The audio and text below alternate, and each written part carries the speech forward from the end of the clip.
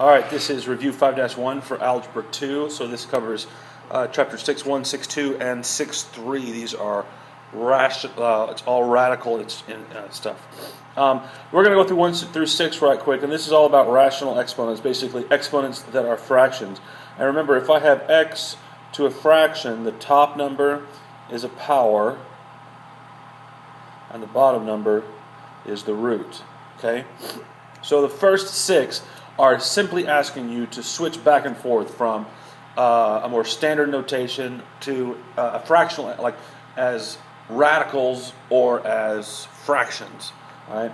So 1 through 3, they have them in fractional form. So if I want to change that, remember 5 is my power, 4 is my root, so it's simply x to the 5/4.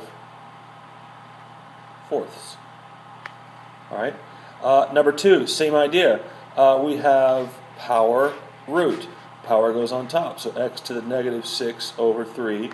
And if you want to fix that, it should be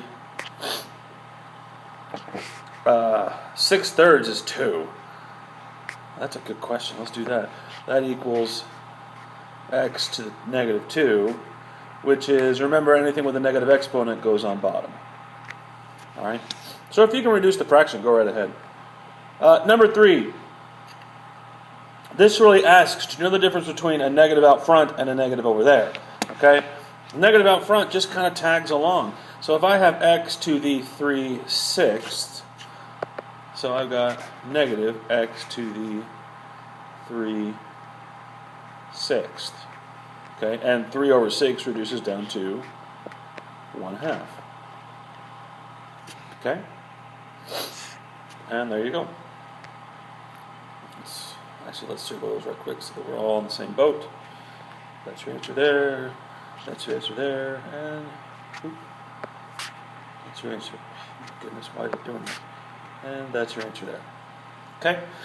Number 4 is the same idea. 4, 5, and 6 are the same idea. They're just going the other direction.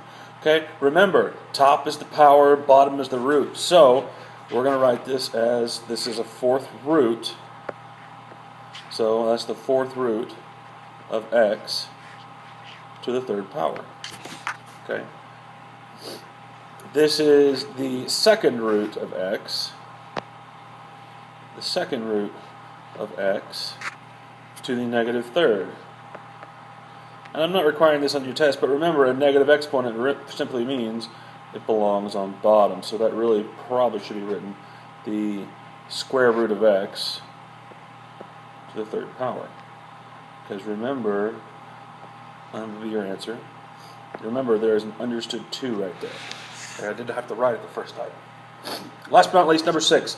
I have negative x to the 4/3. Again, we're asking, do you know the difference between a negative in the exponent and a negative as a coefficient? All right.